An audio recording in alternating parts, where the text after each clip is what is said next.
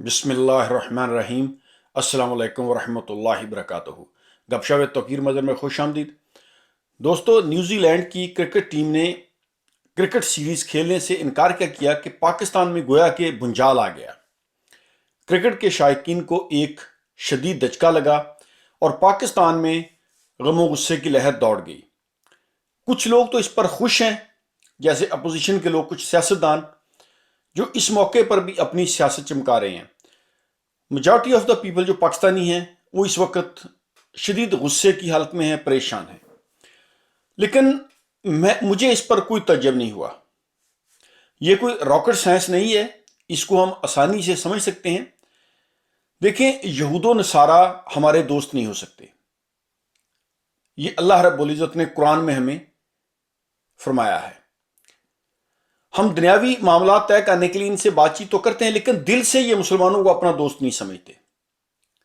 और जो तारीख के स्टूडेंट हैं, जिनको इस्लामिक हिस्ट्री का पता है, वो ये बात जानते हैं कि यहूदो नसारा ने हर दौर में मुसलमानों के खिलाफ साजिशें की हैं। और मुसलमानों को नुकसान यहूदो नसारा ने इतना नहीं पहुंचाया जितना मुसलमानों ने खुद अपने आप को पहुंचाया है। हर दौर में इन्होंने मुसलमानों के खिलाफ चालें चली, साजिशें की और मुसलमानों को नुकसान पहुंचाया।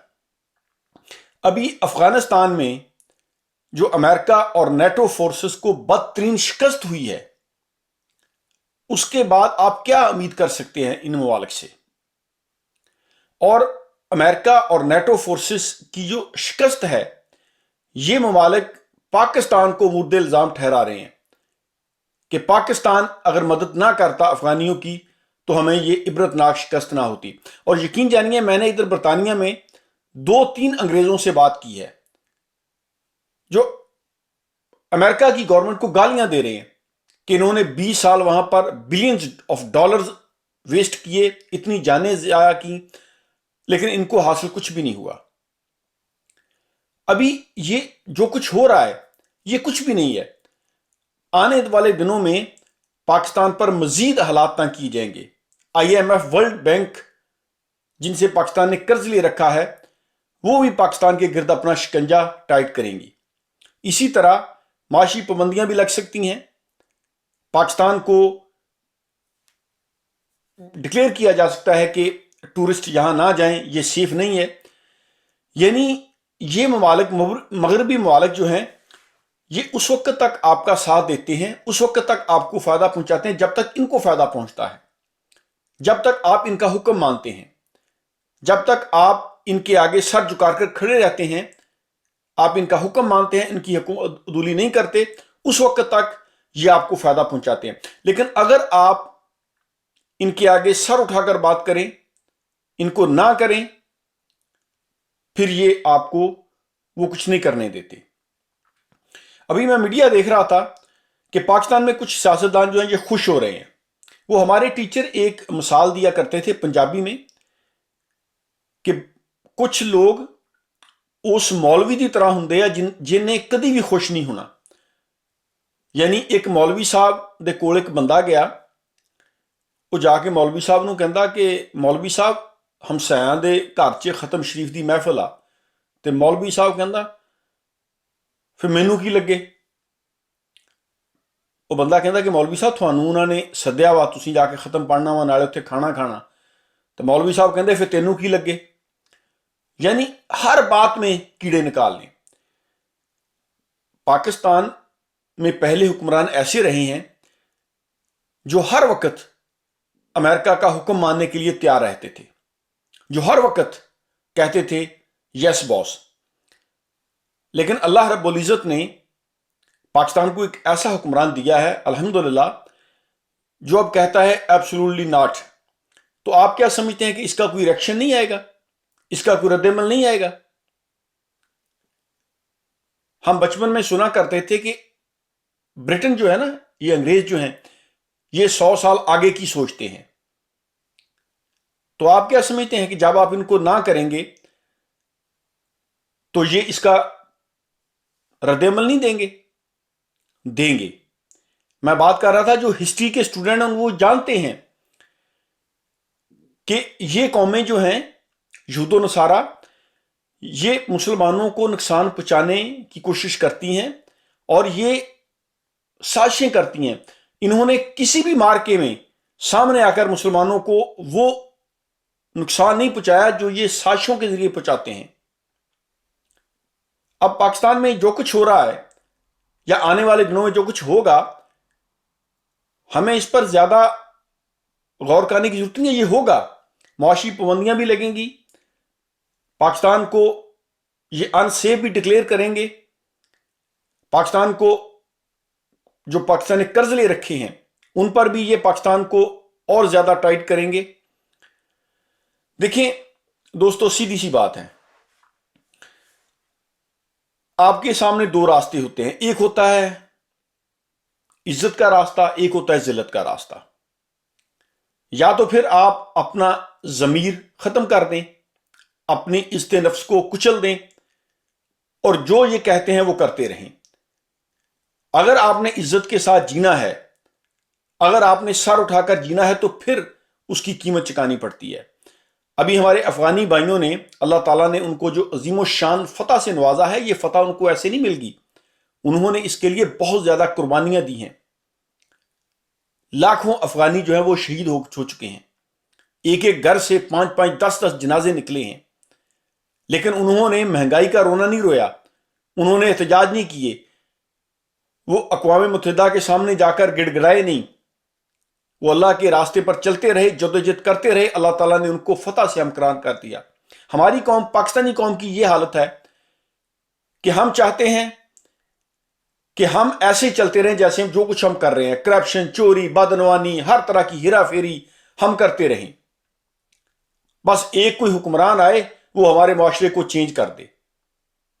ہم انگریزوں کو آنکھیں بھی دکھائیں، پھر جب تھوڑی سی مہنگائی ہو، پابندیاں لگیں، پھر حکومت کو گالیاں دینا شروع کر دے. سو بیسکلی یہ ہماری منافقت ہے. اس سے بڑی منافقت اور کیا ہوگی؟ اب دیکھیں پاکستان میں یہ جو نیوزی لینڈ کی ٹیم گئی ہے، انہوں نے کرکٹ نہیں کھیلی ہے، تو یہ افسوس کی بات، شرمندگی کی بات. اب اس پر بھی سیاست ہو رہی ہے، یعنی پاکستان کے ساتھ نہیں کھڑے ہونا، جو قومیں پاکستان کے خلاف کام کر رہی ہیں ان کے حق میں بیان دینے ہیں.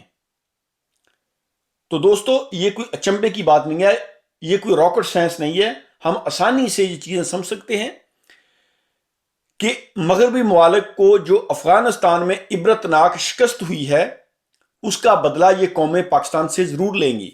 آنے والے دنوں میں آپ دیکھیں گے کہ پاکستان پر یہ مزید پریشر ڈالیں گے، پاکستان کو پریشرائز کرنے کی کوشش کی جائے گی.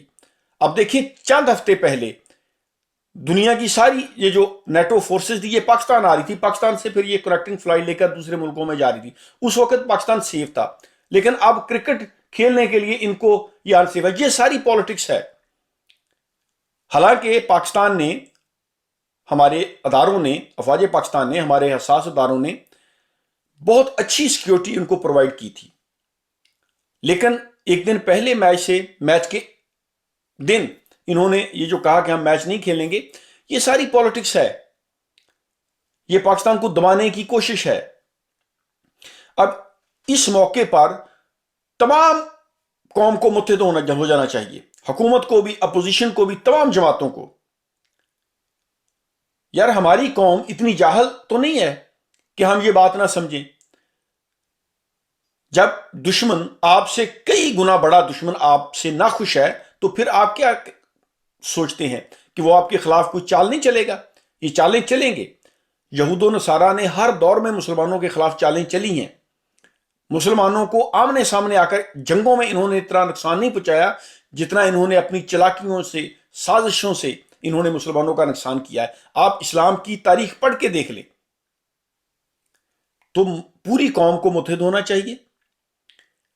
اور یہ کوئی دنیا کا اینڈ نہیں ہے. ٹھیک ہے، اگر وہ ٹیم نہیں کھیلی تو کوئی بات نہیں، ہمیں اپنی اکانومی کو مضبوط کرنا ہے، ہمیں ہمارے ملک سے کرپشن، بدعنوانی ختم کرنی ہے. دیکھیں، نیند اور جہالت جتنی زیادہ گہری ہوگی جگانے والے پر، ہم کو اتنا زیادہ غصہ آئے گا. اب جو سیاستدان ملک نوچتے رہے، جو سیاستدان اس ملک سے پیسہ نکال کر باہر کے ملکوں میں لے گئے، ان کو تو ہم کہتے ہیں کہ سب ٹھیک ہے، لیکن جو اس ملک کو ٹھیک کرنے کے لیے جدوجہد کر رہا ہے اس کو ہم گالیاں دے رہے ہیں۔ ٹھیک ہے، غلطیاں ہیں، اس حکومت میں بھی کرپشن ہے، لیکن آخر یہ گند کسی نے تو صاف کرنا ہے نا۔ تو یہ قانون بنا کر گند صاف نہیں ہوگا، پوری قوم کو متحد ہو کر کھڑا ہونا پڑے گا۔ پاکستان پر اور پابندیاں لگیں گی، لیکن میں آپ کو آخر میں صرف یہ بات کہوں گا میرے دوستو، اگر ہم نے عزت کے ساتھ جینا ہے تو پھر اس کی قیمت چکانی پڑے گی۔ یا تو ہم ذلت کے ساتھ ان مغربی ممالک کے سامنے سر جھکا کر جو یہ کہتے ہیں کرتے رہیں، جیسے پہلے حکمران کرتے رہے تھے۔ اگر ہم نے عزت کے ساتھ جینا ہے، ہم نے اپنا سر فخر سے بلند رکھ کرنا ہے، تو پھر اس کے لیے ہمیں قربانی دینا پڑے گی۔ پھر ہم پر معاشی پابندیاں بھی لگیں گی، پاکستان کو یہ جو دبائیں گے بھی، پریشرائز کرنے کی بھی کوشش کی جائے گی، لیکن افغانستان کی مثال ہمارے سامنے ہے۔ اللہ ان کی مدد کرتا ہے جو اللہ کے راستے پر چلتے ہیں۔ تو گھبرانے کی ضرورت نہیں ہے، پوری قوم کو متحد ہونا چاہیے اور یک زبان ہو کر کہنا چاہیے کہ کوئی بات نہیں، ہم ان حالات کا مقابلہ کریں گے۔ حالات کیسے بھی ہوں، اگر ہم نے فخر کے ساتھ، ہم نے عزت کے ساتھ دنیا میں جینا ہے تو پھر اس کے لیے قربانی دینا پڑے گی۔ تھینک یو ویری مچ، اللہ حافظ۔